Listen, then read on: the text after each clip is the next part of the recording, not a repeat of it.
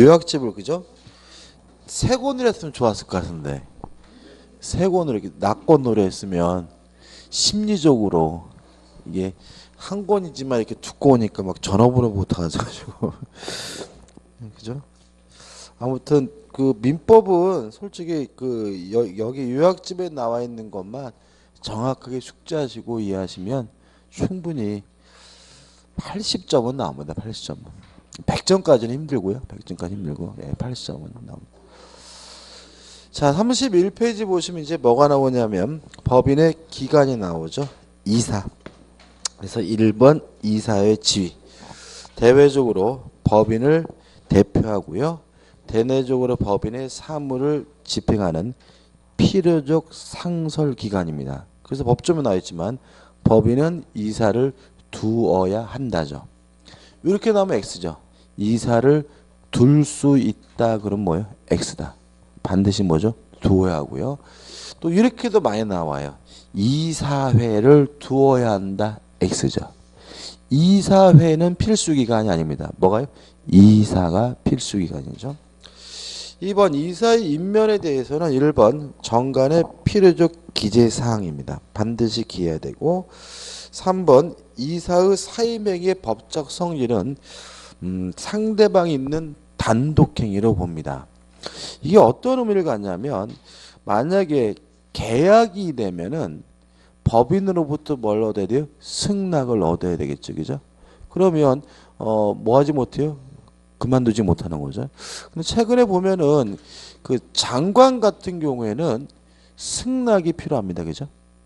그래서 다시 말하면 예를 들어 이번에 그 가장 드라마틱했던 분이 누구냐면 그 누구죠? 경제부총리인가요? 그분 뭐죠? 사임하겠다고 뭐죠? 사직서를 냈고 근데 그것이 뭐예요? 박근혜 등이 수락을 안 했죠. 그죠? 안 했고 그리고 나서 좀 지나서 뭐죠?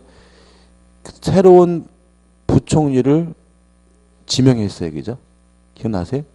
지명을 했는데 박근혜 대통령이 뭐죠? 갑자기 탄핵소추 당하는 바람에 지명된 분은 뭐죠? 유야무야 그냥 끝나버리고 그분은 뭐죠? 생명이 연장이 되셔가지고 지금 뭐죠? 부총리가 됐고 만약에 그 생명이 연장된 거잖아요. 그죠?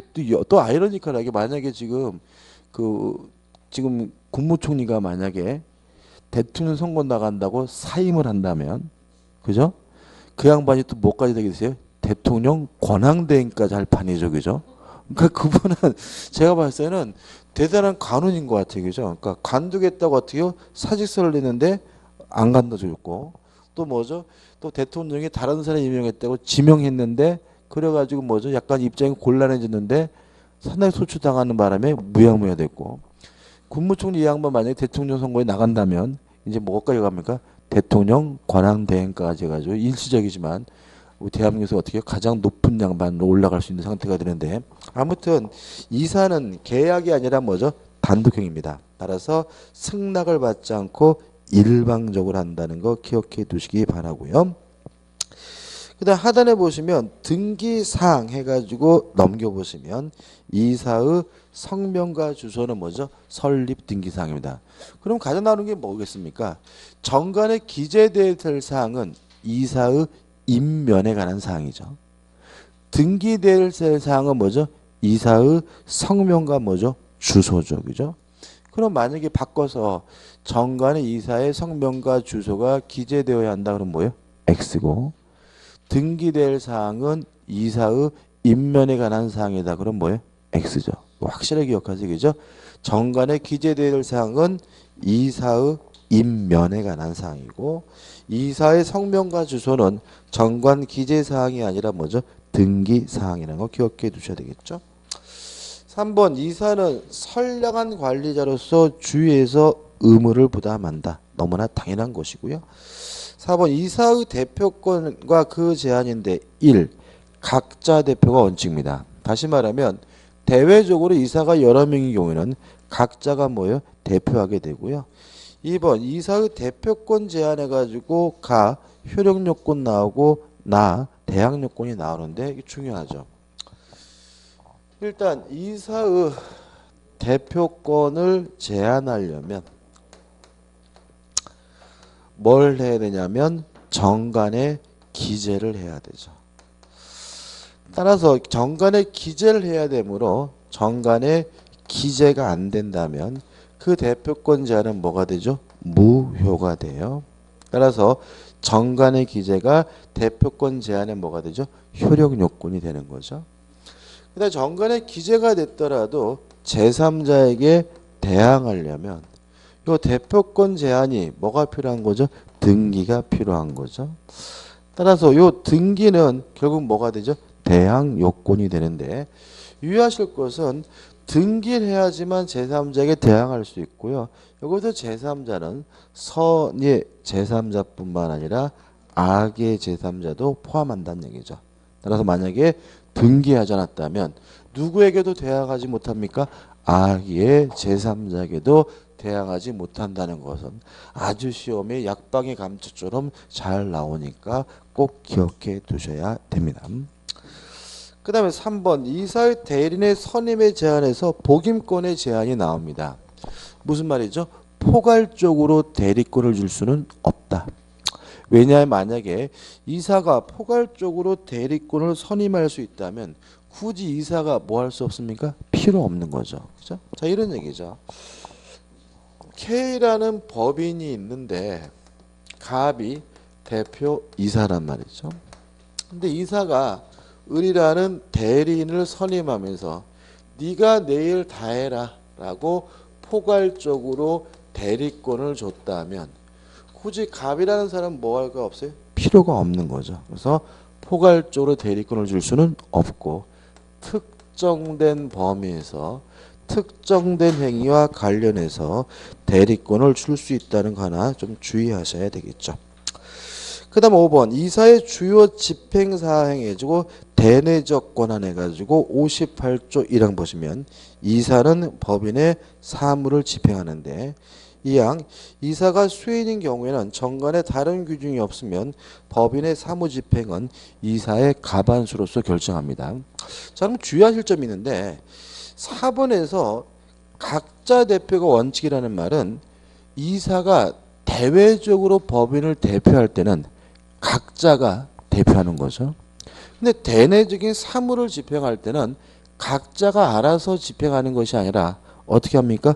이사의 가반수의 결정으로 대내적 사무를 집행한다는 얘기죠. 그래서 대외적인 것과 대내적인 것이 다릅니다. 대외적으로 법인을 대표할 때는 각자가 대표하고요. 대내적으로 사무를 집행할 때는 과반수로서 결정한다는 거 주의하시기 바랍니다. 그 다음 우측에 3 해가지고 임시이사와 특별대리인이 나오는데 의의만 정확하게 기억하시면 되겠죠. 임시이사는 언제 선임하냐면 이사가 없거나 결혼이 생겼을 때, 특별대리인은 언제 선임하냐면 법인과 이사가 이해가 상반될 때. 그죠? 임시이사는 이사가 없거나 결혼이 생겼을 때 선임하는 것이 뭐예요? 임시이사고요. 또 법인과 이사가 이해가 상반되면 선임하는 것이 뭐죠? 특별대리인이다. 개념 기억해 두시고 그 다음에 이제 4에서 뭐가 나오죠? 감사가 나오는데 1 보시면 필수 기간이 아닌 임의 기간이다. 또 감사의 주소와 성명은 정관의 필요적 기생사항도 아니고 등기사항도 아니다. 그럼 어떻게 문제 나오는지 아시겠죠? 법인은 감사를 두어야 한다. X.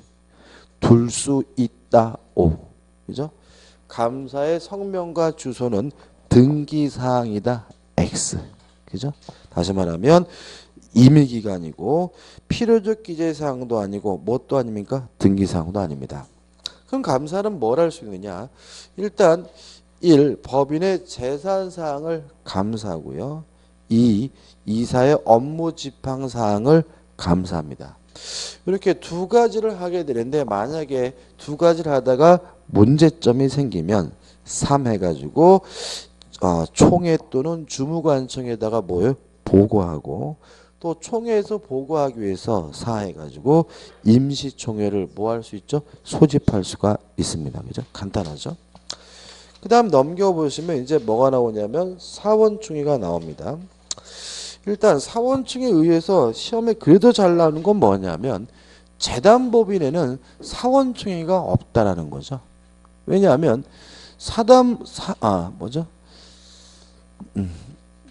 재단법인에는 뭐가 존재하지 않습니까? 사원이 존재하지 않죠. 따라서 사원충의는 어디에만 있습니까? 사단법인에만 있고 사단법인의 최고의 의사결정기관이 사원충의고요. 대표기관도 아니고요. 사원충의 종류해가지고 통상총회해가지고 1년에 한 번씩 하는 곳도 있고요.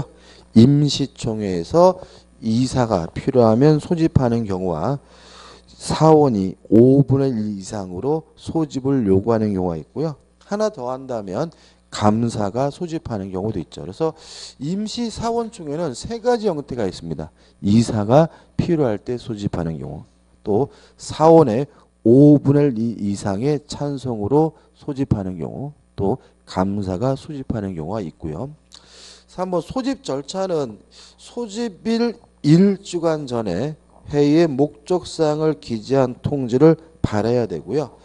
이거는 뭐죠? 서면으로 통지하는 것이 원칙이고요. 가로에 나와 있는 것처럼 이 1주간의 기간은 단축하지 못합니다. 사원을 보호하기 위해서죠. 그렇지만 연장하는 것은 가능하다는 거 기억해 두시기 바라고요. 4번 사원증의 권한이 한번 제가 읽어볼게요. 법정 그대로인데 사단법인의 사무는 정관으로 이사 또는 기타 임원에게 임한 사항 외에는 총회의 결의에 의하여 한다 이렇게 나와 있죠. 그럼 결국은 이사에게 임한 사항에 대해서는 사원총회에서 뭐 할 수 없는 거죠? 결의할 수가 없는 거죠. 그럼 이런 식의 질문도 나와요. 이사의 위임한 사항에 대해서도 사원총회 결의에 따라서 집행한다. 그럼 뭐죠? X다.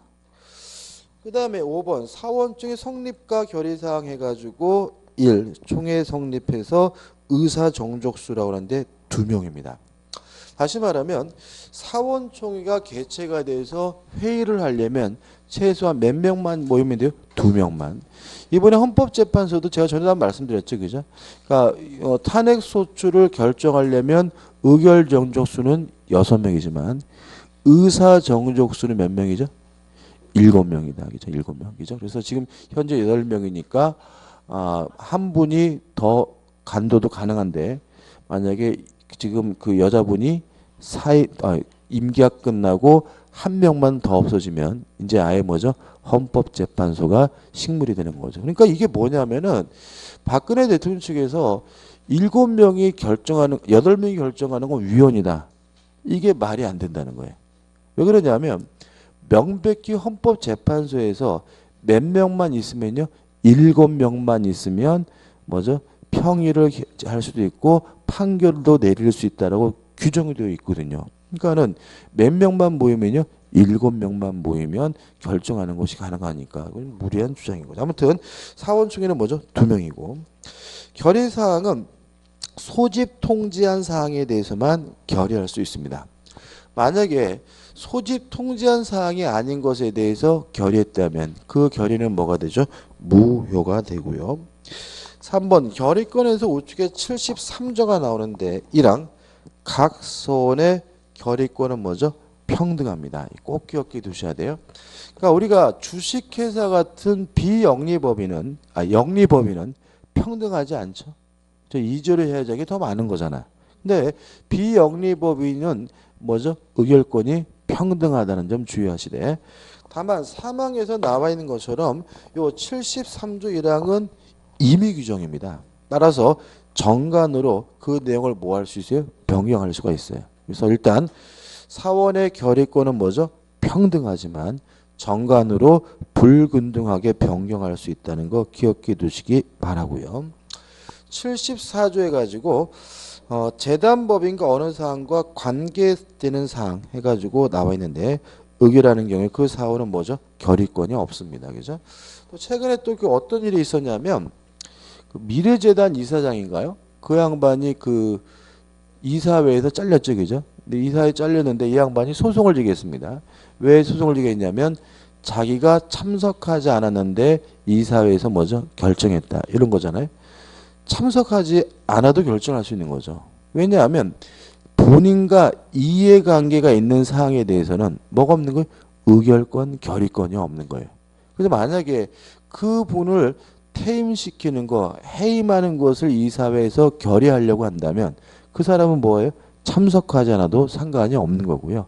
오히려 그 사람이 참석하더라도 뭐가 없습니까? 의결권이 없다는 거죠. 같은 취지입니다. 그래서 사원총회에서 사원 개인과 이해관계가 있는 사항에 대해서는 의결권이 결의권이 없다는 거 기억해 두시기 바라고요. 4번 총회 결의 방법과 의결 정적수가 나오는데 75조 원칙은 가반수 출석과 결의권의 가반수로서 결정합니다. 유의하실 것은 가번해 가지고 예외진 것이 있는데 1. 임의 해산은 몇 분의 몇이죠? 4분의 3. 정관 변경은 3분의 2. 그죠? 그래서 우리가 요 1, 2, 3번은 꼭 뭐 하셔야 돼요? 숙지하셔야 됩니다. 그래서 원칙은 뭐예요? 가반수. 임의 해산은 4분의 3. 정관 변경은 뭐죠? 3분의 2. 꼭 기억해 두셔야 되고요. 일단 나번 해가지고 소수사원권 해가지고 나왔으니 한번 보시기 바라고 6. 사원권이죠. 이 사원권은 중요하지 않습니다. 특히 영리법인에 관련되기 때문인데 아무튼 사원이 법인에 대하여 가지는 권리를 사원권이라고 하는데 전체를 위한 것은 1번 공익권이라고 하고요. 자기 개인적인 이익을 뭐죠? 자익권이라고 합니다. 그래서 예를 들어서 뭐 사원총회 참석해서 결의를 한다. 뭐 소수사원권, 업무집행권, 감독권은 법인 전체를 위한 것이니까 뭐죠? 공익권이 되는데 법인의 시설을 이용하고 이익 배당을 청구하고 자녀 재산을 분배를 청구하는 것은 개인적인 이익을 위한 것이니까 뭐죠? 자익권으로 구별되게 되는데 중요하지는 않습니다. 넘겨보시면 56조 나옵니다. 사단법원의 사원의 지위는 양도 또는 상속할 수가 없습니다.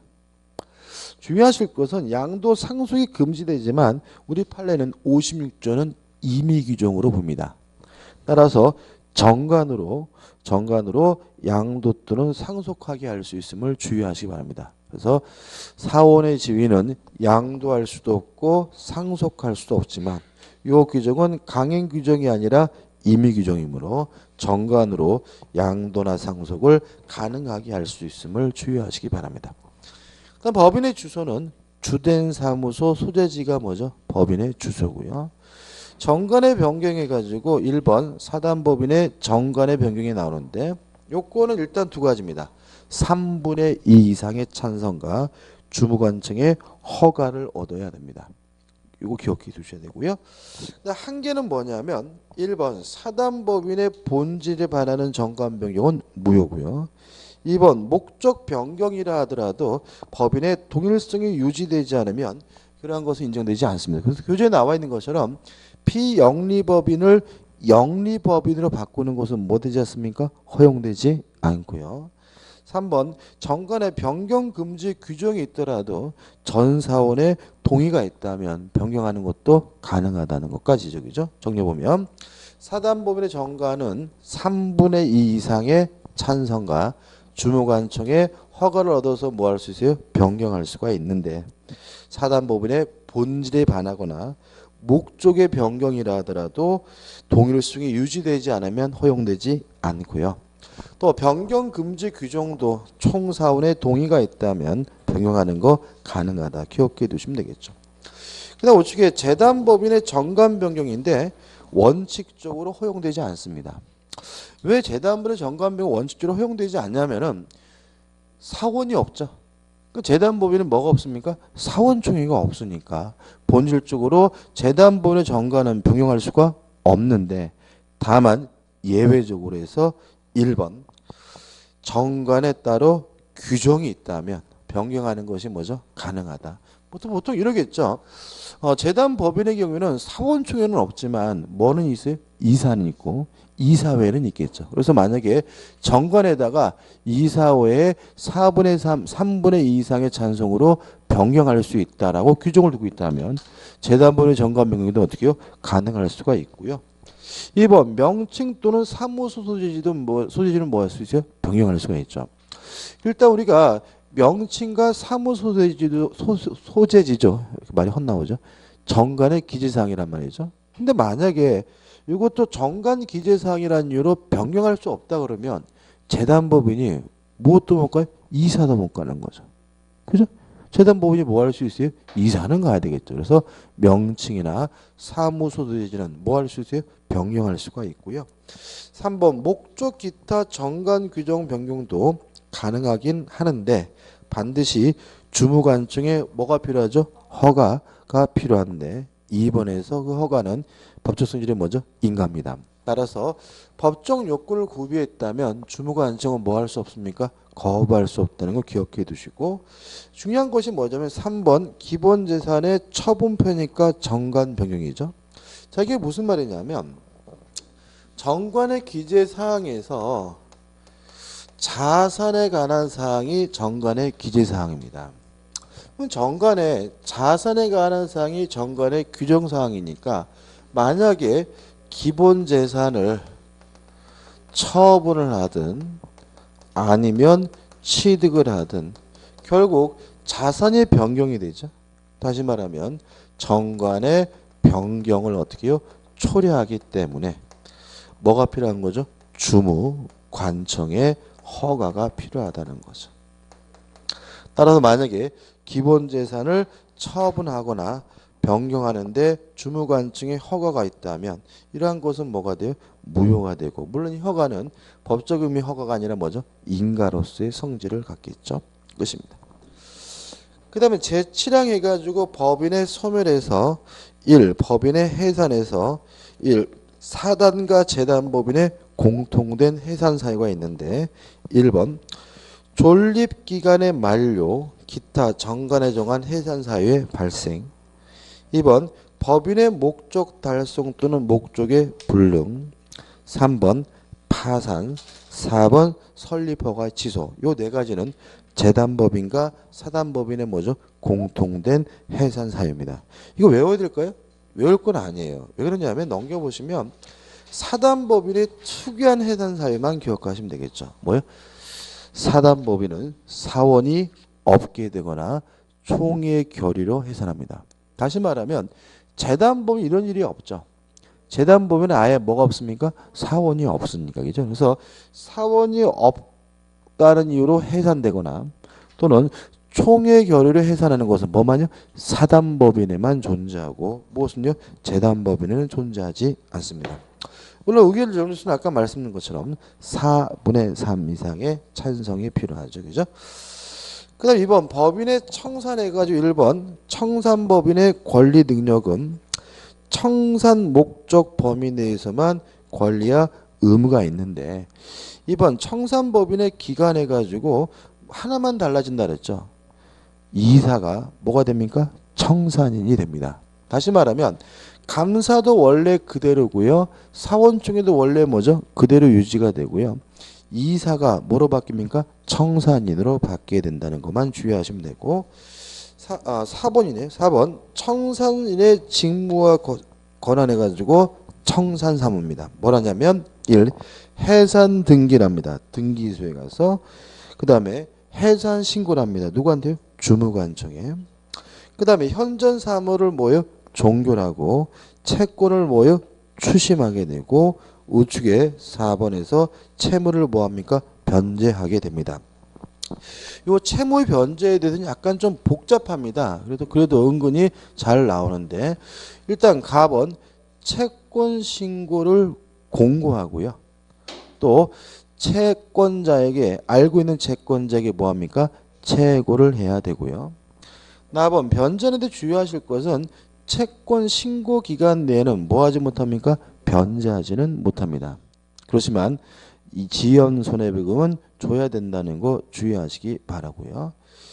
2번 변제기에 이르지 않은 채권도 뭐죠? 변제할 수가 있습니다. 왜냐하면 지금 법인이 청산 해산해야 되기 때문에 만약에 뭐 나중에 갚을 돈이라도 하더라도 뭐죠? 먼저 갚아야 된다는 얘기죠. 그래서 변제기에 이르지 않은 채권도 뭐 할 수 있습니까? 변제할 수가 있고요. A번을 기억해 두시기 바라고 그 다음에 C번 해가지고 청산으로부터 제외된 채권의 변제 읽어볼게요.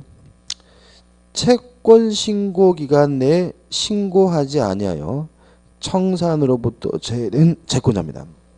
일단 이 사람은 돈을 못 받습니다. 그죠? 근데 못 받는데 꼭 못 받느냐?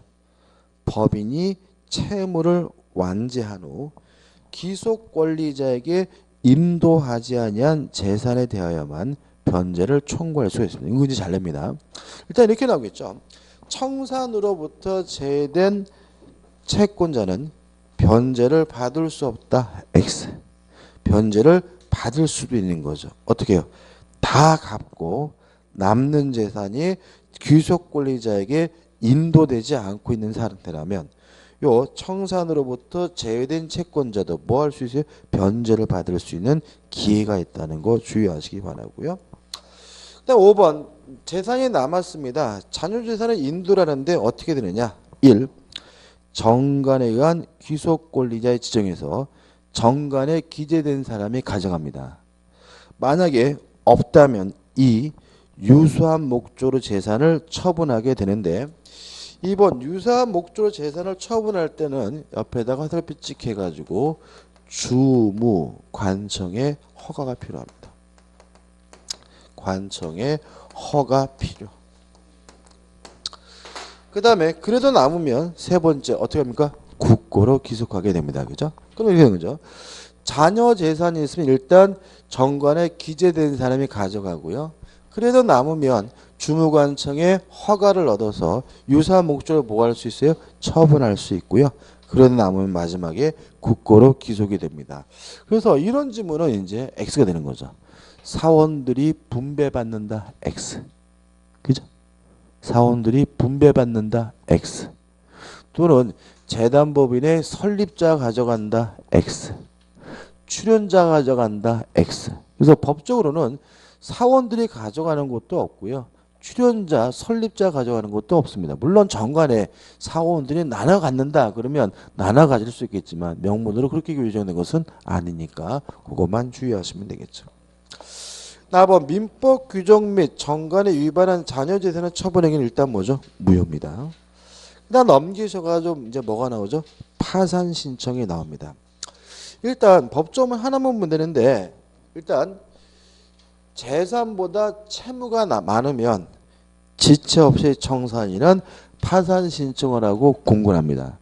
주의할 점은 2항인데 93제항 보시면 청산인은 파산관제에게 그 사무를 인계함으로써 그 임무를 종료한다 이렇게 나와 있는데 그 사무에서 요 그자에다가 동글뱅이 쳐서 밖으로 뽑아가지고 파산 사무죠. 다시 말하면 청산인은 임무가 종료되는 것은 그 사무, 파산 사무만 임무가 뭐가 돼요? 종료가 됩니다. 그래서 만약에 법인이 파산 선고를 받게 되면은 결국은 대표자가 뭐죠? 두 가지가 되는 거죠. 청산인과 파산관제인이에요. 왜냐하면 파산관제인은 파산 사무에 대해서만 누가요? 파산관제인이 법인을 대표하게 되고요. 나머지 사무는 계속해서 누가요?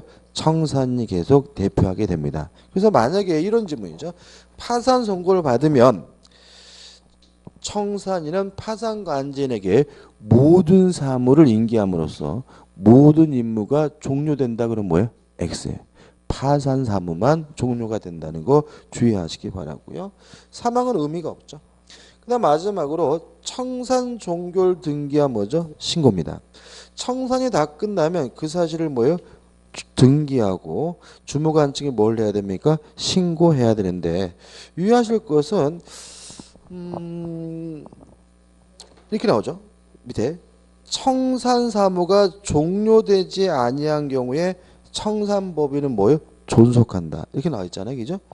그럼 결국은 뭐냐면 법인이 권리 능력이 소멸되는 시점은 언제냐면 청산 사무가 실질적으로 뭐죠? 종결될 때라는 거죠. 그죠? 다시 말하면 아무리 청산 종결의 등기가 됐다 하더라도 청산 사무가 종료되지 않고 있다면 법인이 뭐 되잖아요? 존속된다는 말은 법인이 소멸되는 시점, 권리 능력이 상실되는 시점은 청산사무 등기한 때가 아니라 청산사무를 실질적으로 어떻게 해요? 끝냈을 때 권리 능력이 소멸된다는 거 잊지 마시기 바랍니다. 이것도 은근히 잘 나오니까 주의하시기 바랍니다. 끝입니다. 자, 이제 챕터 4에서 이제 뭐가 나오죠? 권리 변동이 나오죠. 어우, 진도 잘 나와서 좋죠. 잠깐만요. 원래 제가 지금 목표가 4주에 끝내야 되고 이게 170페이지 정도 됩니다. 170페이지 정도 되니까 좀 더 될 것 같은데. 그래서 하루에 일주일에 뭐죠? 45페이지.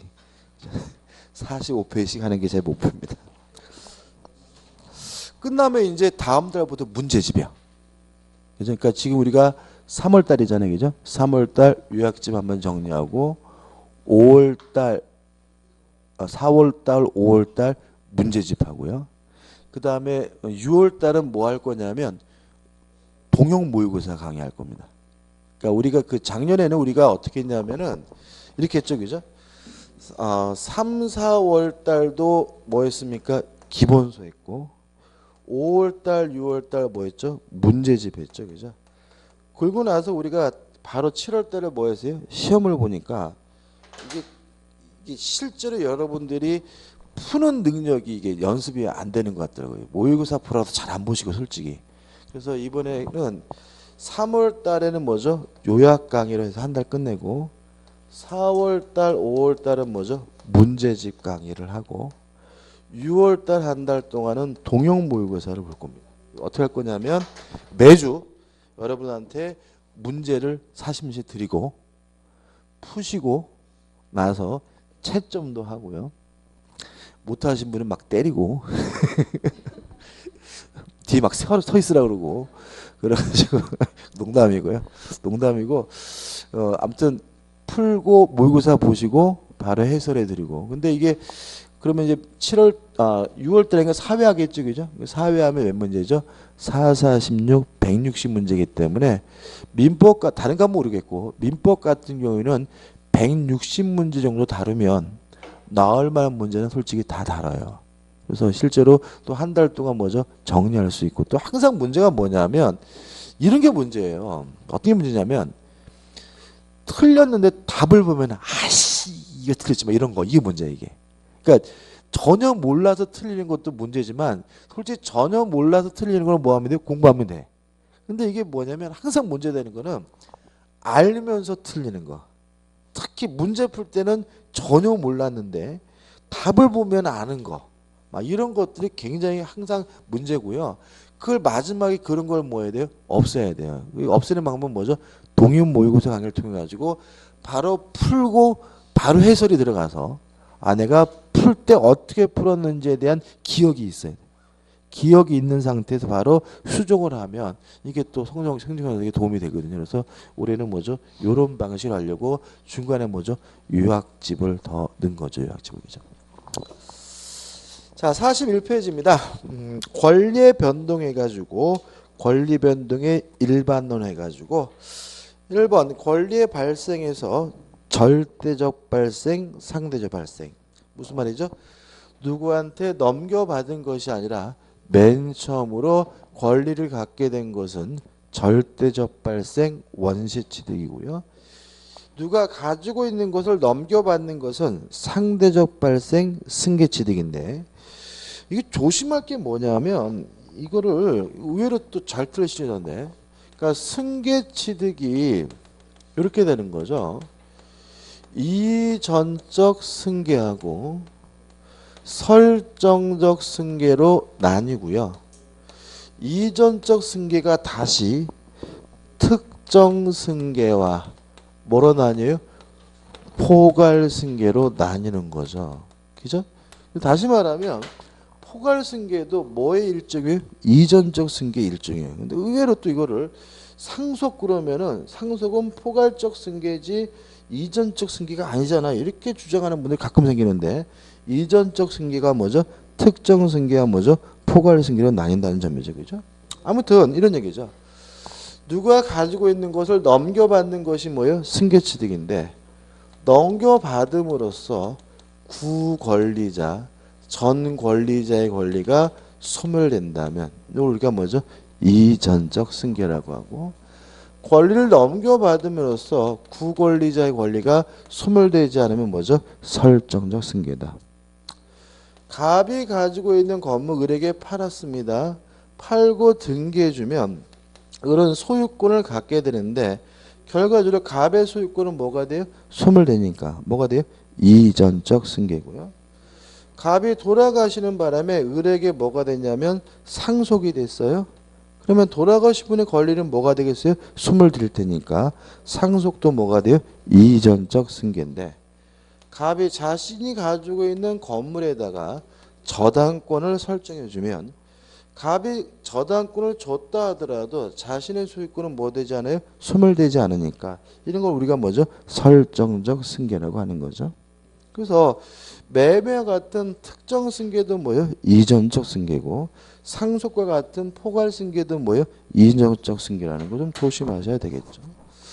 그 다음에 넘겨보시면 권리의 변경에서 1번 주체의 변경은 이전적 승계와 같은 말이죠. 다시 말하면 권리자가, 주체가 다른 사람으로 바뀌는 게 뭐예요? 주체 변경이고요. 2번 내용의 변경은 다시 질적 변경과 양적 변경으로 나뉘죠. 그죠? 그러면 우리가 질적 변경은 권리 자체가 다른 권리로 어떻게 해요? 바뀌는 것을 말한다. 그죠? 그래서 예를 들어서 가장 시험 많이 나는 거는 갑이라는 사람이 A라는 건물을 가지고 있는데 을과 만나가지고 매매 계약을 하면 매매 대금을 청구할 수 있는 매매 대금 청구권을 갖게 되는데, 을이 갑에게 대금을 주지 않으면 결과적으로 갑은 을에게 뭘 청구하죠? 손해배상을 청구하겠죠. 그럼 갑의 권리가 매매 대금 청구권에서 손해배상 청구권으로 다른 권리로 바뀌었으니까 이런 거 우리가 뭐죠? 질적 변경이라고 하고요. 양적 변경은 권리는 안 바뀌고 양이 바뀌는 거죠. 양이 바뀌는 가장 대표적인 것이 이런 거죠.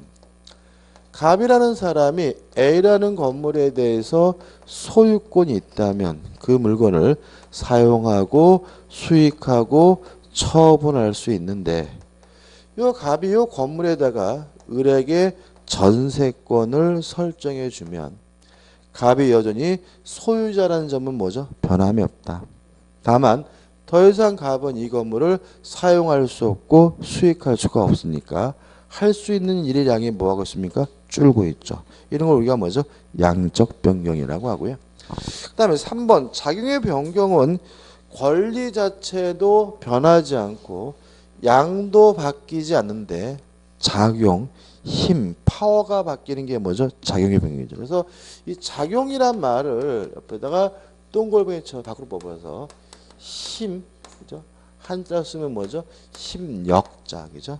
이렇게 힘이 바뀌는 걸 우리가 뭐죠? 작용의 변경이라 하죠. 그래서 교재에 나와 있는 것처럼 2순위에서 저당권이 1순위로 승진한다는 말은 똑같은 저당권이긴 하되 좀 더 힘이 센 저당권이 되는 거니까 뭐죠? 작용의 변경이고요.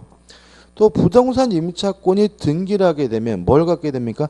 대항력, 대항할 수 있는 힘을 가지니까 이것도 뭐죠? 작용의 변경이 되고, 채권 양도의 통지도 대항력을 갖게 되는데 큰 의미는 없습니다. 그죠? 이 두 가지만 좀 기억해 두시기 바랍니다. 그 다음 한번 권리에 소멸해가지고 목조물이 멸실되는 것처럼 세상 모든 사람의 소유권이 없어지는 것은 뭐죠? 절대적 소멸이라고 하고요. 이전적 승계를 구권리사 입장에서 보면 특정된 사람에서만 권리가 없어지는 게 뭐죠? 상대적 소멸인 거죠. 그 다음 우측에 보시면 이제 권리 변동의 원인 해가지고 법률 요건이 나오고 뭐가 나오죠? 법률 사실이 나옵니다. 그죠? 일단 이런 관계죠. 개별적인 법률 사실들이 모여서 법률 요건을 만들고, 법률 요건이 만들어지게 되면 일정한 뭐가요? 효과가 생긴다. 따라서 법률 요건이란 법률 효과의 발생을 요구하는 법률 사실의 집합이 뭐죠? 법률 요건이고, 법률 사실이란 법률 요건을 구성하고 있는 뭐죠? 개개의 사실이 뭐죠? 법률 사실인데 법률 사실의 체계에서 표가 있죠, 그죠? 표가 일단 크게 용태와 뭐로 나뉩니까? 사건으로 나뉘죠, 그죠? 어떻게 나누는 거죠? 밑에 앞에다가 메모할게. 사람의 정신작용이죠. 사람의 정신작용이 개입될 수 있는 거, 이건 뭐요? 용태. 사람의 정신작용이 개입될 수 없는 건 뭐죠? 사건. 이렇게 메모하시기 바라고.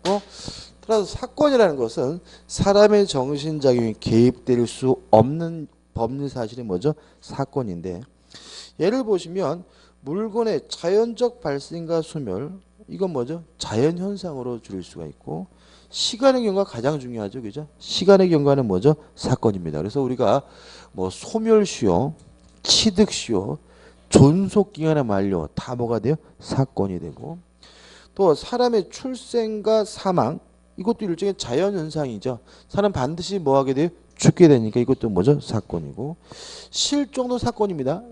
뭐죠? 실종기간 5년 동안 연락이 없으면 이것도 뭐예요? 시간의 경과를 이해할 수가 있고요. 또 천연과실의 분리인데 요즘할 건 뭐냐면 사과나무의 사과를 따는 건 사건이 아니에요. 왜냐면 따려면 그 사람이 뭐가요? 정신작용이 개입되니까 그죠? 근데 사과가 떨어졌다. 이건 뭐죠? 사건이고 물건의 부하, 물건의 파괴 혼동들도 다 뭐죠? 사건으로 평가되니까 주의하시기 바라고요. 그 용태가 다시 이제 뭐로 나뉩니까? 외부적 용태와 내부적 용태 나오죠. 그럼 우리가 알 수 있죠. 용태라는 게 뭐죠? 사람의 정신작용이 개입되는 거니까 사람의 정신작용 밖으로 표출되면 뭐죠? 외부적 용태. 머릿속에 머물고 있으면 뭐예요? 내부적 용태인데 그냥 박스에는 관념적 용태, 의사의 용태 나눌 필요는 없다 그랬죠. 그죠? 그냥 왜 나눈 거예요? 그냥 뽐나게. 안 나누면 책 꾸졌다 그럴까봐 뽐나게 나눌 뿐이고 의미 없는 거 그냥 우리는 사람의 정신이 머릿속에 머물고 있는 게 뭐죠? 내부적 용태다. 끝이고요. 외부적 용태는 다시 둘로 나뉩니다. 그죠? 적법행위와 뭐죠? 위법행위. 위법행위는 불법행위와 뭐가 있습니까? 채무불이행이 있는데 불법행위는 채무불이행은 대표로 세 가지죠. 할 수 있는데 안 하는 건 뭐예요? 이행지체. 할 수 없어서 못하는 게 뭐예요? 이행불능. 하긴 했는데 뭐죠? 완전하지 않은 게 뭐죠? 불완전이행인데 요 불법행위 채무불이행 마지막에 이렇게 메모 좀 하자고 이게죠. 이렇게 두 개를 합쳐서 마지막 이렇게 뒤에다가 이렇게 쭉 해가지고 고의 또는 과실 동글뱅이 치고 손해배상 동글뱅이죠. 그죠? 다시 말하면 불법행위든 채무불이행이든 반드시 뭐가 필요합니까? 고의 과실이 필요하죠. 그죠? 그죠?